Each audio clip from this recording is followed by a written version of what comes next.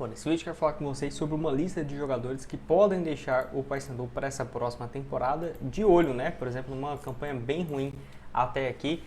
De quem será que é a culpa, né? Não de um jogador ou outro, mas um elenco que custou muito e que tem entregado pouco demais, né? Para a sequência da temporada. Enfim, quero comentar todos os detalhes aqui para vocês. Uma lista de contratações gigantes que o Paysandu fez nesse ano e que claramente não deu certo, né? Não ficaria surpreso se pro ano que vem tivesse uma grande reformulação, independente do que aconteça. Vai ser vários jogadores que vão ficar, ou conseguiu o acesso, ou foi rebaixado, ou conseguiu a permanência, enfim. Independente dos cenários, vejo uma reformulação bem grande para essa próxima temporada. Sem dúvidas, para esse ano, o time já começa perdendo alguns dos seus pilares, né? Então, por exemplo, acho que saindo jogadores importantes para o ataque, no meio de campo, deu uma desestruturada na equipe e eu vou trazer todos os detalhes aqui para vocês. Além disso, por exemplo, o Rossi, custo-benefício compensa para manter para o próximo ano, jogadores com fim de contrato igual o Diogo Oliveira, que já tinha que ter renovado, né? Pode acabar perdendo de graça, enfim, são várias as situações, vou comentar aqui com vocês. Só antes, aproveite aqui para deixar seu like, se inscrever aqui embaixo em nosso canal. Me chamo Gustavo, esse é o canal Black Carter Foot. Contei com sua ajuda para chegarmos a essa marca no YouTube, que é de 70 mil inscritos. Então, se você está assistindo aqui embaixo e ainda não se inscreveu, conta com seu like e com a sua inscrição, combinado? Então, eu trouxe aqui uma lista de vários nomes que eu vou comentar e discutir aqui com vocês. Não quer dizer que todos esses têm que sair, mas vamos comentar aqui sobre cada uma das situações. Por exemplo, o Quintana, né, que viveu uma fase boa no ano passado, no início desse ano, perdeu a titularidade, o último jogo foi em junho, ficaria bem surpreso se ele fosse, né, relacionado novamente, até porque os jogos que ele ficou no banco foram apenas dentro de casa, um por mês, um em julho, um em agosto e um só em setembro. Não ficaria surpreso se ele deixasse também o Paysandu, 25 jogos, 2 gols e uma assistência uruguaio nessa atual temporada. Muito parecido também com o zagueiro, né? O Novilho, que estava aí desde o início do ano, só 17 jogos até aqui, 13 na Série B. Ele pelo menos tem ficado no banco de reservas, seria um reserva aí imediato. Vinha de uma sequência como titular, né? Avaí, Atlético Paranaense, Vila Nova e o jogo da volta contra o Furacão, mas isso aí em agosto e julho, né? De lá para cá, último jogo 11 de agosto e só tem ficado no banco e não saiu para jogar. Então não ficaria surpreso se ele não continuasse para o ano que vem, apesar de que eu acho um jogador que demonstrou, né, ter um bom potencial. Lembrando, 17 jogos e ano passado não jogou com muita frequência, tanto no Deportes Iquique, lá do Chile, e também no Vizela, de Portugal. Indo para a lateral esquerda, tem um PK que chegou a viver uma boa fase, jogou aí por último no jogo contra o Volta Redonda, no início desse mês, né? Então já tem um tempo aí sem atuar e já vinha sendo reserva. 28 jogos nessa temporada e apenas uma assistência, caiu bastante de produção também o lateral esquerdo, que na Série B soma apenas 11 jogos. Pode deixar sua opinião aqui também sobre o jogador, que estava por último, né, no Vitória no ano passado, viveu altos e baixos, né? Como está, por exemplo, nesse momento pelo Paysandu, não ficaria surpreso até por conta do alto custo. Ele estava em uma equipe também da Série A.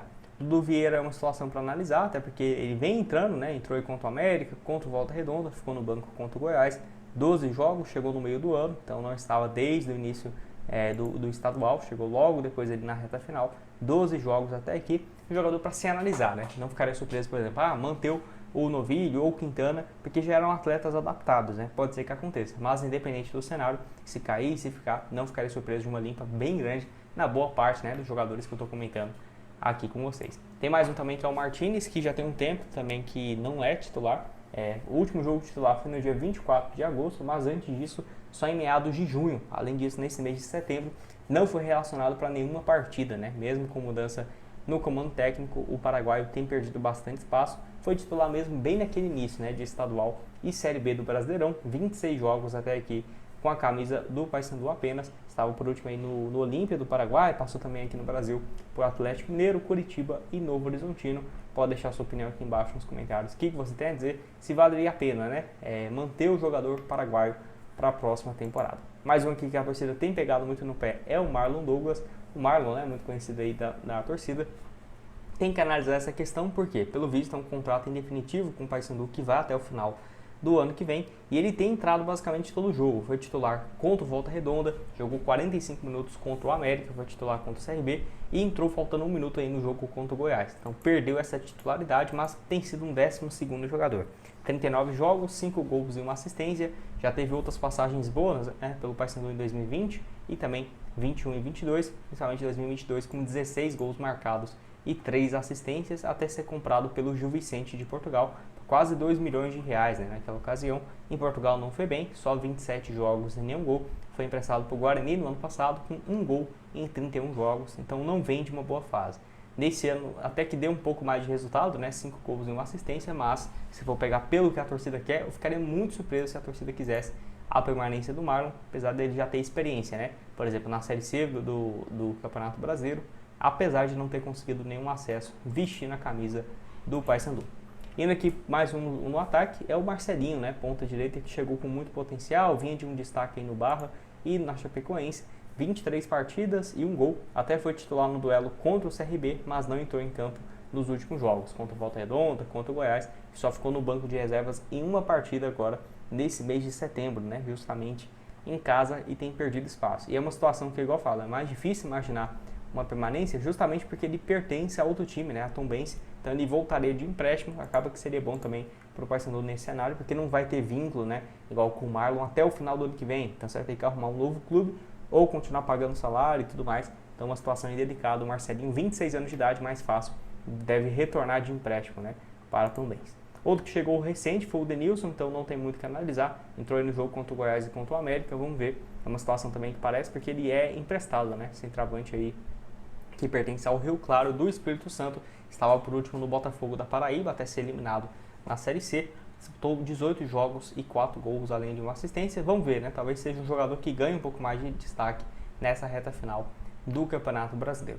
O Diogo Oliveira deixou a desejar um pouco, né, nesses últimos jogos. Não marca desde o jogo contra o Operário, titular nos últimos 4 e nenhum gol, né? Mas ainda assim, eu acho que poderia ser uma boa tentar uma renovação de contrato para o ano que vem.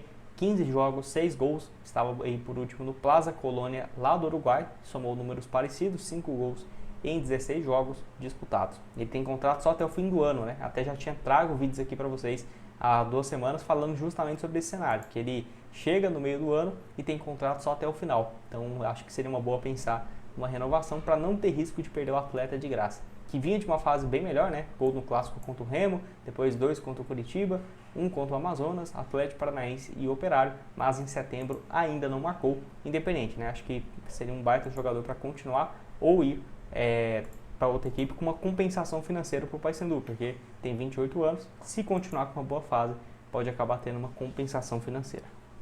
Mais um aqui também é o Del Valle, né, o Pedro, que chegou aí no início do ano com muita expectativa, não foi o que aconteceu. Para você ter ideia, o último jogo dele como titular foi ainda em meados de abril, muito tempo atrás. Jogou no dia 3 de maio contra o Volta Redonda, 32 minutos, voltou 3 meses depois a ficar no banco contra a Chapecoense e entrou, né, faltando 32 minutos. Agora em setembro, né, tem mais de 50 dias que ele não é relacionado para nenhuma partida, né, pegando até o próximo jogo do Paysandu, basicamente 50 jogos que o paraguaio nem sequer fica no banco, né? E ok, teve alguns problemas físicos, mas não é o principal motivo. Ponta esquerda que até pensei que iria deixar a equipe, né? Como foi, por exemplo, o Cavalieri, que foi aí para o CSA, não foi o que aconteceu. O Del Valle continuou e não continuou tendo espaço, né? Continuou ainda no banco de reservas. 20 jogos e um gol, pode deixar sua opinião aqui embaixo. Os paraguaios não dando certo, né? Realmente nesse ano no Paysandu. Mais um também é o Jorge Benítez, que até tem jogado, né, em agosto, em setembro, nem sequer ficou no banco. A chegada do Denilson também foi para ser um reserva imediato dele. E o Diogo Oliveira mantendo, né, a titularidade. Contratação também que eu não tinha gostado, porque estava numa liga fraca no ano passado, não vinha de uma boa fase. 29 jogos, 3 gols. Até falei, se fosse para ter um reserva, mantenha o Nicolas, né? Aí você traz o Nicolas e o Jorge Benítez para ser os dois do ataque. Características idênticas, até de aparência os caras são iguais, né? Para falar bem a verdade. Aí sai o Nicolas, chega o Diogo Oliveira, beleza, deu certo. E aí o Benítez continuando sendo reserva, não dava conta do recado, chegou o Denilson para ser essa alternativa, né? Enfim, já era uma contratação desde o início que eu já falava que não via muito potencial. Infelizmente é o que está acontecendo, né? Não deve ficar também para o próximo ano, se for depender, no caso, né, da fase atual. Mais um também é o Edinho, tem que analisar essa situação dele, porque ele chegou recente, 3 jogos, pertence ao Fortaleza, mas o contrato já está no fim, encerra agora no final de 2025. Última passagem no Paysandu foi boa, né? No ano passado ajudou aí a permanência, 29 jogos, 3 gols e 7 assistências. Viveu uma boa fase no esporte em 2023, 12 assistências e 6 gols marcados. Apesar, né, de que no Fortaleza já não vive uma boa fase. Eu só não entendi por que o Fortaleza renovou, né, o seu contrato por tanto tempo. Talvez, né, por conta daquela boa fase dele que teve no Fortaleza, Atlético Mineiro e quando ele volta, né, da Coreia, foi comprado por quase R$ 1,5 milhão e depois uma boa fase no Sport em 2023. Deve ser aqui que eles renovou, né? Acabou não tendo tanto retorno. Pode deixar sua opinião aqui sobre o atacante no espaço para comentários. E o último aqui, o Rossi. É uma contratação também que está abaixo do que se espera. Os números são bons, 12 gols, para você ter uma ideia. A última temporada, não, ele nunca marcou tantos gols em uma só temporada. A questão é, desses 12 gols, 6 no Campeonato Paraense e 4 na Copa Verde. Na Série B mesmo, só 2 gols em 14 jogos e uma assistência, né, contando também Copa do Brasil. Ou seja, números bem ruins na competição.